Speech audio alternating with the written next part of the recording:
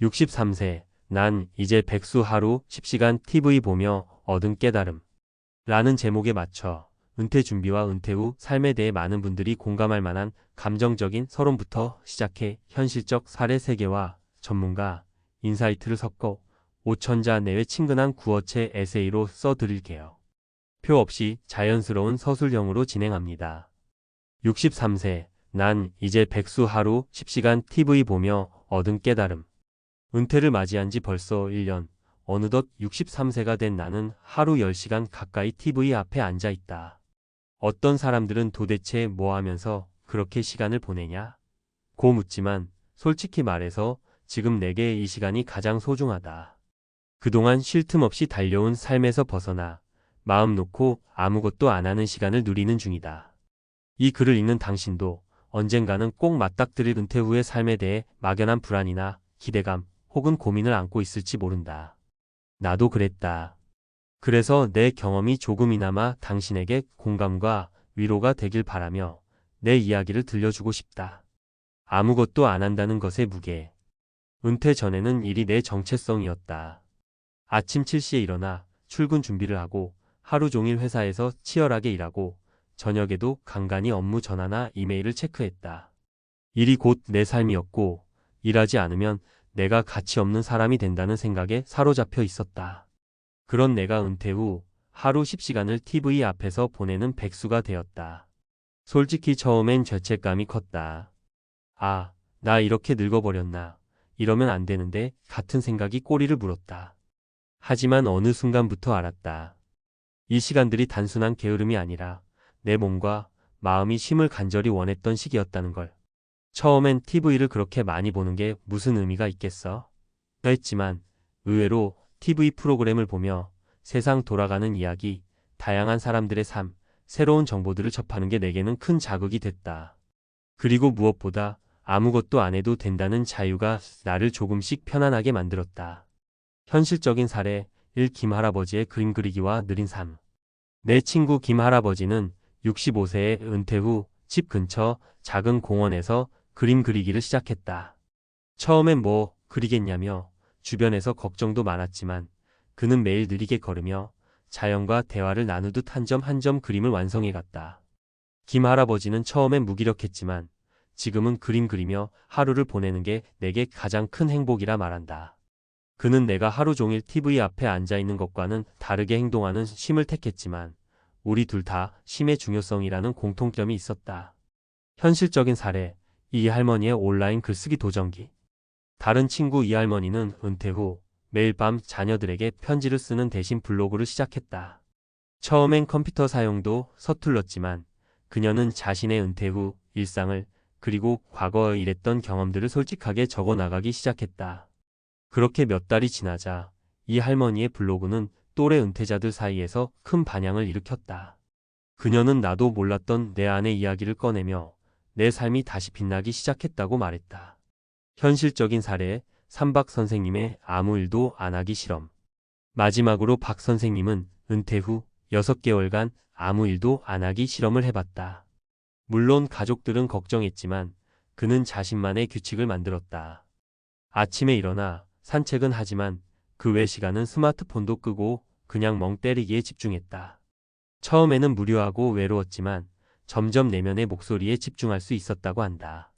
그 경험 덕분에 그는 바쁘게 살면서 놓쳤던 진짜 나를 만났다며 이후 재취업이나 활동에 대해서도 좀 더 명확한 선택을 할 수 있게 됐다.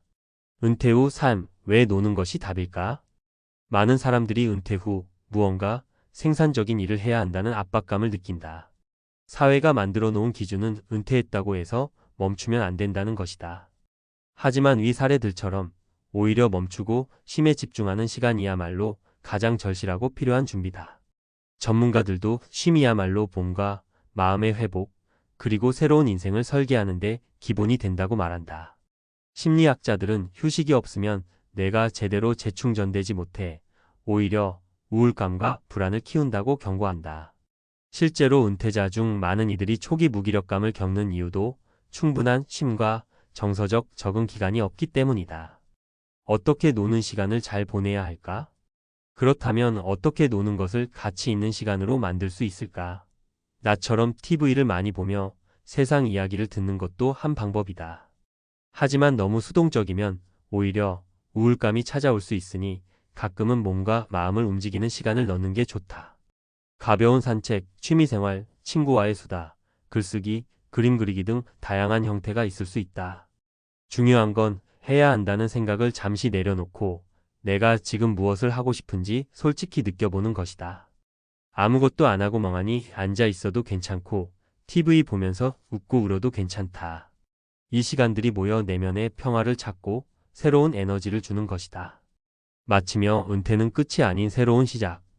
63세의 하루, 10시간 TV를 보며 백수로 살아가는 나의 삶은 어쩌면 전통적 기준에선 게으르고 무기력해 보일지도 모른다. 하지만 나는 이 시간을 통해 스스로를 다시 만났고 어떤 것도 강요받지 않는 진정한 자유를 경험하고 있다. 당신이 이 글을 읽으며 나도 저렇게 살아도 되나? 하는 마음이 든다면 바로 그 공감이 시작이다. 은퇴 후 삶은 누구나 다 다르다. 정해진 정답은 없지만 분명한 것 노는 시간도 충분히 의미 있는 시간이라는 점이다. 당신의 은퇴 후 삶도 나만의 쉼표를 찾아가는 여정이길, 그리고 그 안에서 진짜 행복을 발견하시길 진심으로 바란다. 앞서 말씀드린 63세, 백수로 하루 10시간 TV 보며 얻은 깨달음의 감성적 이야기에 이어서 이번에는 전문가 시각에서 더 구체적이고 실용적인 은퇴 후 삶 관리 방법에 대해 말씀드릴게요.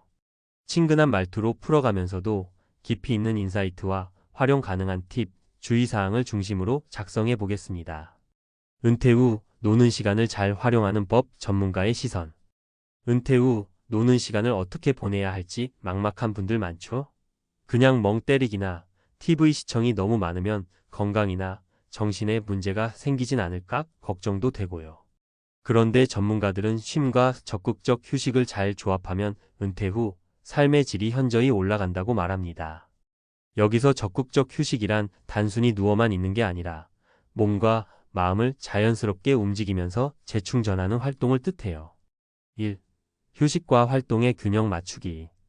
은퇴 후 갑자기 일상이 바뀌면서 처음엔 너무 바쁘지 않아 당황스럽고 무기력해지는 게 정상입니다. 미국 심리학회 연구에 따르면 은퇴 초기 6개월 동안은 특히 우울증과 정서적 불안이 높아질 수 있다고 해요. 그래서 이 시기에 휴식과 활동의 균형을 맞추는 게 중요하죠.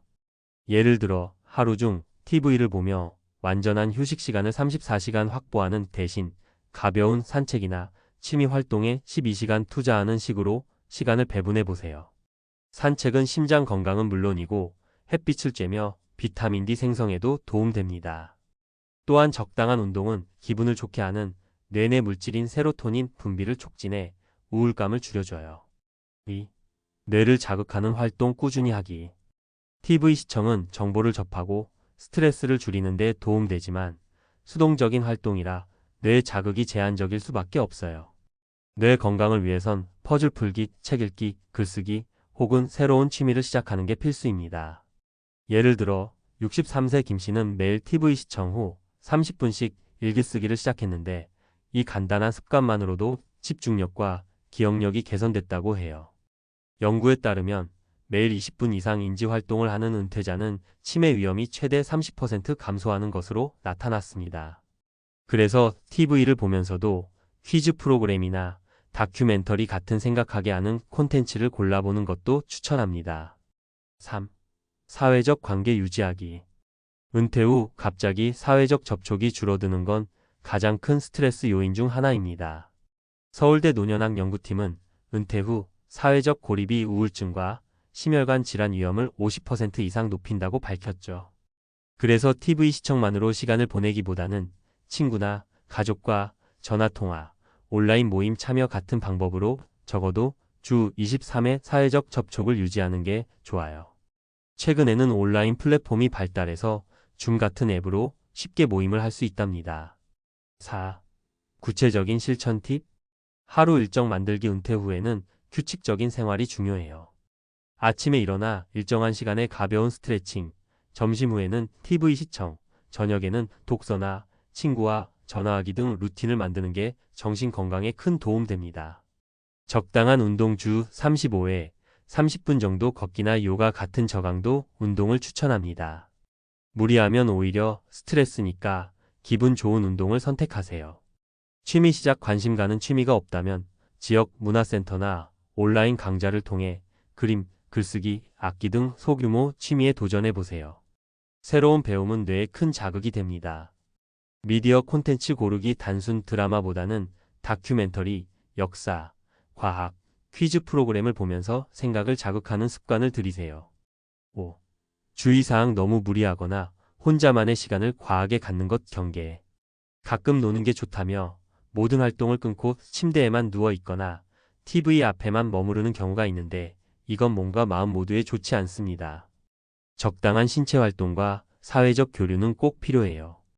또 혼자만 시간을 보내다 보면 외로움이 커질 수 있으니 가까운 사람과 정기적으로 연락하며 교류를 유지해야 합니다.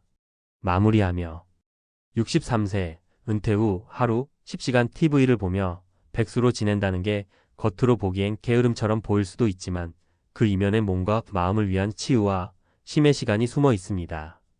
그리고 여기에 적절한 운동과 뇌 자극, 사회적 연결이 더해질 때 진짜 행복하고 건강한 은퇴 생활이 완성됩니다. 결국 중요한 건 나 자신에게 맞는 균형을 찾아가는 과정입니다. 너무 조급해하지 말고 작은 변화부터 천천히 시도해 보세요. 전문가들은 꾸준한 작은 습관이 은퇴 후 삶의 만족도를 크게 끌어올린다고 입을 모읍니다. 오늘부터라도 TV 볼 때 잠깐이라도 스트레칭 해보고 좋아하는 친구에게 전화 한 통 해보는 것 어떨까요? 그게 은퇴 후 삶을 건강하고 풍요롭게 만드는 첫걸음입니다.